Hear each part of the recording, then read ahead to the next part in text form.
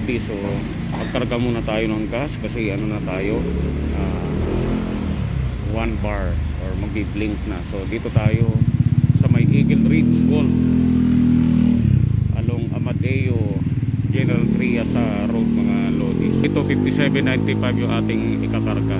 So mas mura dito kaya pinili magkarga kasi yung ono doon sa aming boundary ng Trias sa 13 is nasa 60 plus 60 point something. So sayang din yung 2 piso mga Lodi. Higit 2 piso per liter. Kakarga tayo dito ng 200 pesos. So bababa tayo ng Malbar, Batangas. Alright, so Tagaytay tayo syempre, tapos Ligaya Drive. Okay, sa mga bumabakbak dyan mga Lodi sa Manila na buwabiyahing MC Taxi. So sa lahat ng MC Taxi, keep safe, ride safe, saka stay safe mga Lodi. Kahapon pala hindi natin na info na wala yung ating passenger helmet natin. So hindi natin malaman kung paano nawala. So inantok kasi tayo, makailip tayo. So yun, karga tayo. So kasunod na tayo mga Lodi. Alright, ride safe, ride safe. Kung hindi ka pa naman subscribe dyan sa aking munting channel, please paki-subscribe mo na yan at paki-click ang notification bell para ma-notify ka sa mga upcoming video na upload ko sa channel name Mel's Carrioso Official. Good morning. Ano na pala ngayon? 21 Wednesday morning. Okay, alright, good morning. Yung mga Lodi, so nandito na kami sa Quezon City sa Holy Spirit Drive. So dumaan muna kami ng Jollibee ni Lolo. So sinundo namin si Neil doon sa Evergotesco. Alright, so hindi na tayo pala nakapagano doon dahil sakto-sakto pagdating natin sa Malbar ay nag-prepare na kagad tayo, no, malis. Connect na lang natin ating service na Innova. So dahil na inabot tayo ng traffic mga Lodi, so andito tayo. So inabot tayo ng so mag-CR muna. Okay, alright. Alright mga Lodi, so dumaan muna si Lolo, may ayusin siya dito sa BPI Bank. So dahil tayo dito na tayo nagparking sa likod niyang Lexus na black na yan mga Lodi. So antayin na lang natin matapos silang dalawa ni Neil. Dito lang tayo sa gilid nitong parking. So may nakita tayong mga Lodi, wow, papaya, mangga, tsaka kamote na tinitinda ni Manong sa labas. So wala kasi tayong mangga, sarap po. Wala tayong enough na cash kasi electronic cash meron tayo or GCash. So not enough po, konti lang ating panso. GCash ang ating kwarta kasi pinanggasolina natin kanina yung ating kwarta. Yun, alright. So antay na lang natin sila Lolo kasi may ayusin siya sa bangko para may transfer niya doon sa Malbar, Batangas. So yun, alright. So may mga plano si Lolo sa mga susunod, magtatagaytay at magmamanawag Pangasinan, mga plano pa lang, tsaka magbabagyo. So kailangan ng mga Lodi, Grandia. So magtatanong-tanong tayo for rental. Alright, yun, alright mga Lodi. So nag-loading pala kami ng mga mga natirang gamit ni Lolo dyan sa Don Antonio, cellphone. Ayun, okay na. Alright, so tambay sa may harapan ng Jollibee kasi bibili sila Lolo ng gamot sa mercury, oral na insulin kasi walang mabili nung injectable na insulin mga Lodi. So nandito tayo sa harapan nitong alright. So dito tayo magtambay-tambay muna mga Lodi.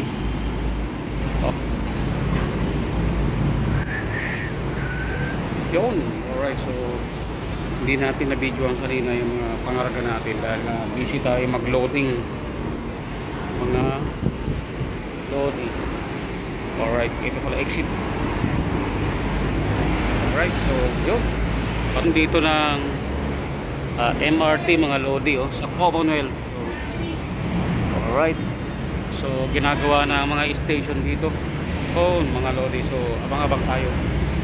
Kasi dito naman sila lolo sa kabila. Alright, mamaya natin mabibidyoan yung ating mga pangarga. Pinagkasya natin kay Innova. Alright. Mga lodi, so good afternoon. Time to umpisa na kami mag-unload. Mga lodi, punong-puno si Innova. Yon mga lodi. Ito ang hinakot namin, no. Yon, alright. So unloading time. Yon mga lodi. So what's up? So pauwi na tayo mga lodi. Nandito na tayo sa Talisay. Nandito na tayo sa yan, no. At na tayo Tagaytay Ligaya Drive na ito mga lodi. So pauwi tayo. Si Mrs. Sa akin gusto nang mag Chowpan sa Chowking. Sabi ko malayo pa ako. So surprise natin siya mga lodi. Alright. Sabi ko wala akong time. Wala akong ano. So baka bigla kang sumama si Ali Girl. So nagbukas ako ng apps mula Malbar, Batangas mga lodi. Susubukan natin kung may papasok. Kasi kung pa along the way naman sa aking destination, why not? Pwede natin kunin. Okay, alright. So nandito na tayo sa Ligaya Drive. Nakabukas pa rin siya pero wala na tayo makukuha dyan. Palagay ko subukan natin sa Tagaytay. Baka makakuha tayo ng towards sa ating destination mga lodi. Pang gasolina rin natin. Okay, alright. So bagay yung araw natin ngayon bayad naman na. Bayad ni lolo yan mga lodi. So pinag-drive natin siya papuntang Quezon City tapos pabalik ng Malbar, Batangas kasi may mga kinuhang gamit doon sa condo. Alright, yung in-unload namin kanina. So per day pag nag-drive ako kay lolo 2,000 pesos na binibigay. So binabawasan ko lang yan ng gasolina. So nagkarga tayo ng 200 mamaya kanina. Nagpo 200 pesos kanina kasi empty ito. So bago tayo umuwi punta sa bahay magpupultang tayo ulit. Alright, siguro mga around 200 o 250 pesos ang puno nito mga lodi. Alright, so good afternoon sa mga bumabakbak dyan. Ngayong Wednesday, rush hour na. So keep calm mga lodi. Relax lang tayo sa biyahe. So ganun talaga, araw-araw talaga traffic. Pagka 4 wheels ang laki talaga ng discrepancy at diferensya. Pagka naka 2 wheels tayo nakakalusot tayo na madali, pero pag 4 wheels ka magtsatsaga ka talaga sa buntot na sinusundan mo. Okay, alright. Kung hindi ka makakuha ng spot na maluwag, tsaga talaga. So luckily mas swerte tayo mga lodi kasi 2 wheels tayo. Kasi pagka rush hour naman, kahit nasa bike lane tayo, ina-allowed naman tayo ng NMDA. Alright, so, pero pag maluwag, pagkayaan na natin sila yung bike lane na yun, pagkayaan na natin sa mga bahay. Alright, so kakaingat-ingat tayo sa mga biglang sumusulpot na e-bike, e-drive. Alright, so relax lang sa biyahe mga lodi para tuloy-tuloy ang biyaheng maginhawa. Okay, alright, so akit na tayo mga lodi. Alright, good afternoon. Have a good day mga lodi.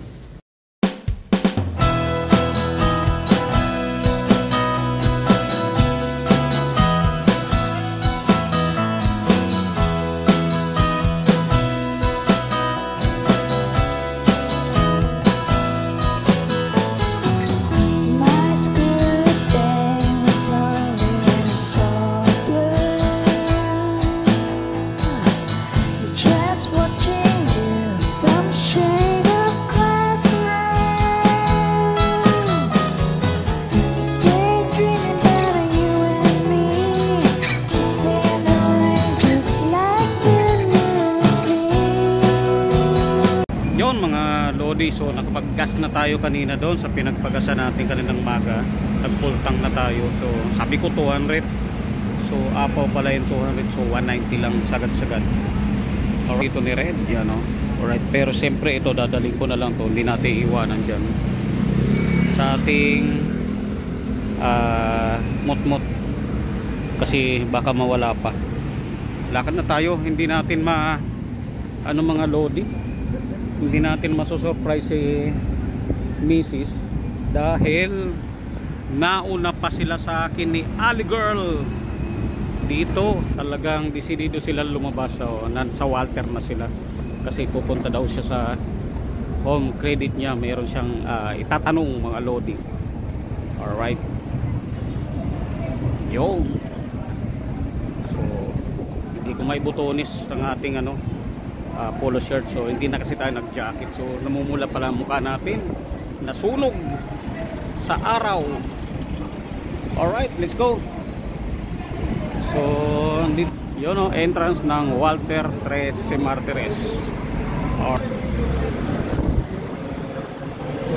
Okay. Yun. Nasa na kayong dalawa? Sisilipin muna natin mga lodi. Baka nasa napuwing tayo So, alright. So, dito na tayo sa loob. Sisilipin na lang natin muna sa Chowking. Nasaan ba yung Chowking dito? Kaharap yata na Jollibee. Alright. Ayun. Kaya lang, ewan ko kung nasan si Ali Girl. Yun. Alright. Ito na yung dalawa pala Ito na yung dalawa Hindi ako napansin. Ayun. Ito napansin yung dalawa Hello. Talagang decidido kayong mag-Chowking Yes. Alright. So, ano yan? So, ano ba yan? Binili mo A, B, C, D? Alright.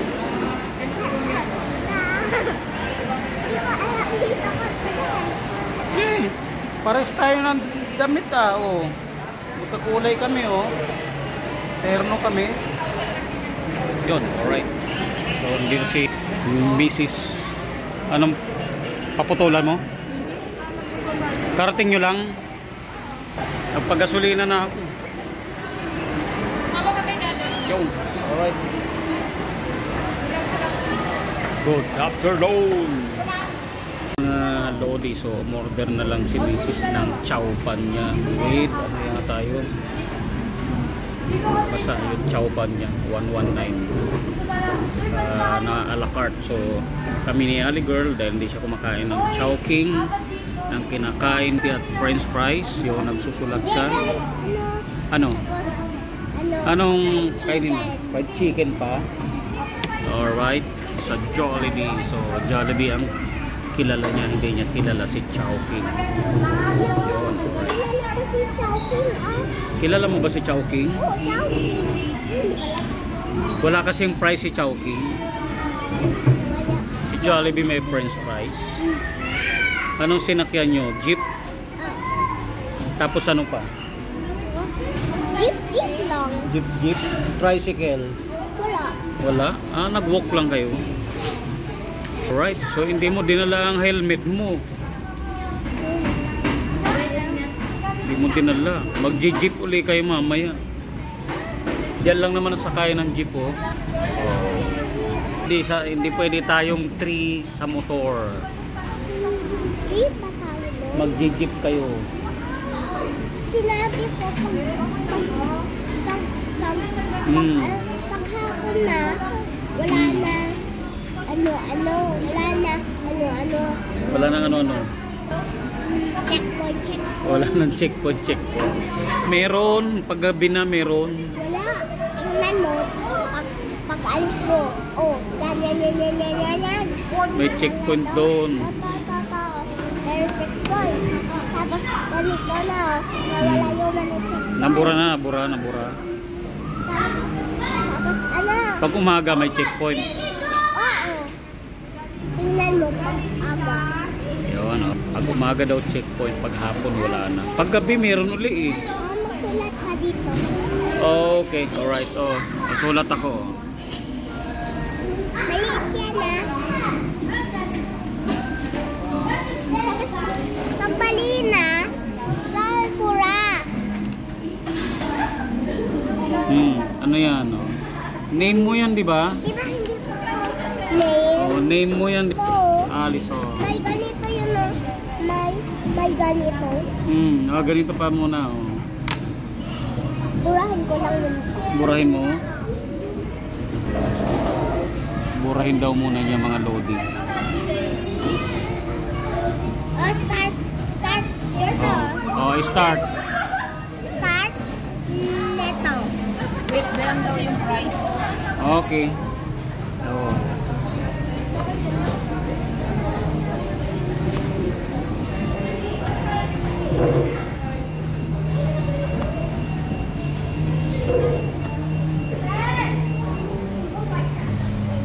Oh, tapos mo na tapos na nawaywaya.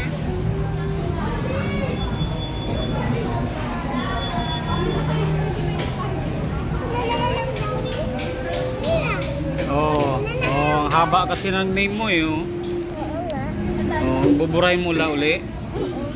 Okay, so ito na yung food oh. So, yung food ko is spicy. Tapos sa'yo is spaghetti. Alright, so wala akong price. Wala akong price. Ayaw mo kasi. Oh. Kukunin niya yung chow pan niya, yung chow pan. Chowpan. Nandun sa kabila yun oh. Doon siya nag-order ng chow pan oh, sa Chowking.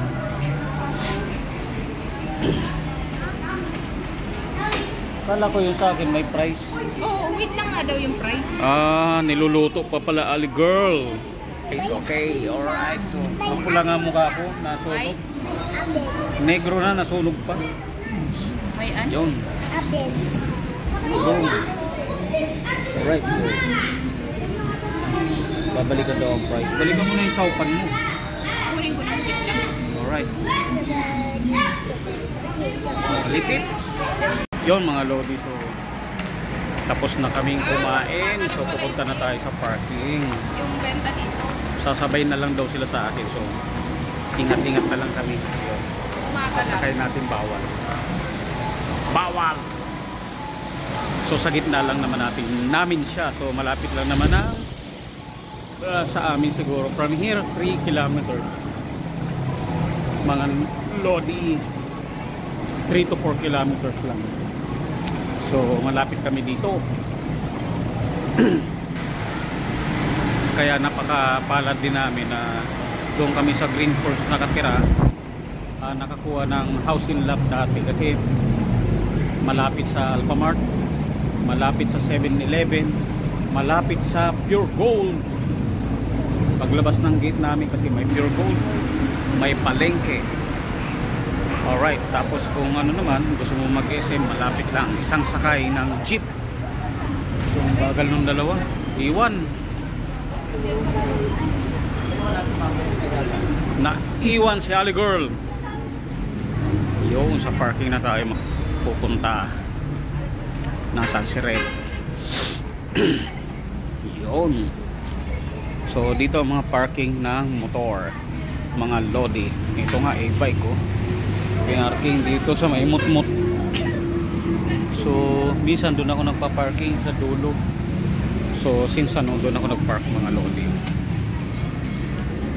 Ayun, alright. So dito na tayo mga lods. Oh, alright. Yun mga lodi, nandito na kami sa bahay. Yun si Primong makulit. Si Primo makulit. Makulit talaga oh. Tingnan niyo mga lodi oh. Gusto mo naman magpakarga. Pakarga na naman siya oh. Ay, hindi na.